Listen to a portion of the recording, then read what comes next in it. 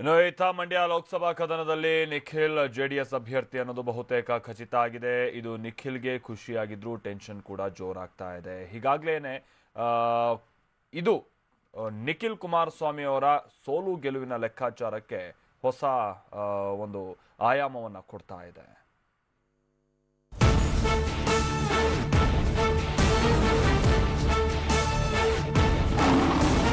Full silent ಆಗಿದ್ದ ನಿಖಿಲ್ ಈಗಾಗಲೇ ಮಂಡ್ಯದಲ್ಲಿ ಹವಾ ಮಾಡೋಕೆ ಶುರು ಮಾಡಿದ್ದಾರೆ. ಗಲ್ಲಿ ಗಲ್ಲಿಗಳಿಗೂ ವಿಸಿಟ್ ಕೊಟ್ಟು ಅಬ್ಬರಿಸುತ್ತಿದ್ದಾರೆ. ಲೋಕಸಭಾದಲ್ಲಿ ಸ್ಪರ್ಧಿಸಿ ಗೆದ್ದು ಬೀಗಲು ರೆಡಿಯಾಗಿದ್ದಾರೆ.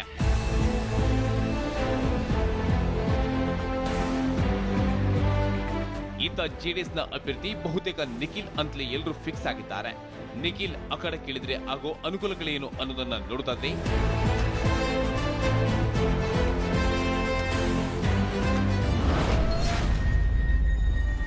ತಂದೆ ಸಿಎಂ ಹಾಗೂ ತಾತ ಮಾಜಿ ಪ್ರಧಾನಿ ಆಗಿದ್ದರಿಂದ ನಿಖಿಲ್ಗೆ ಜೆಡಿಎಸ್ ಪಕ್ಷದ ಬೆಂಬಲ ಹೆಚ್ಚಾಗಿ ಸಿಗಲಿದ್ದು ಸುಲಭವಾಗಿ ಗೆಲ್ಲಬಹುದು ಎಂಬ ಲೆಕ್ಕಾಚಾರ ಮಾಡ್ತಿದ್ದಾರೆ.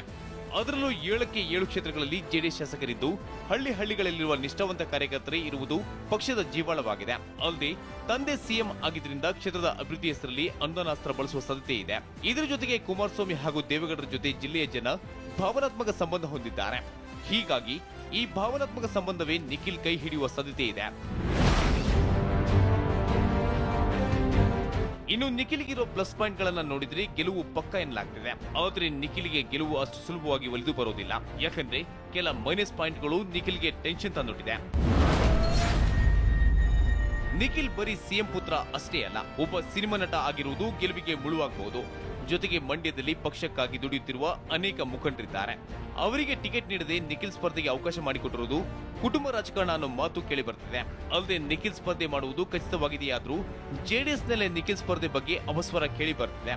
ನಿಖಿಲ್ ಸಿಎಂ ಪುತ್ರನಾಗಿದ್ರೂ ರಾಜಕೀಯ ಅನುಭವದ ಕೊರತೆ ಇದೆ.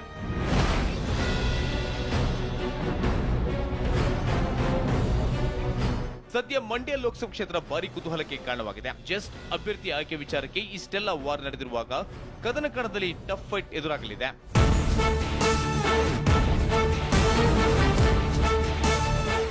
ರವಿ, ಟಿವಿ9 ಮಂಡ್ಯ.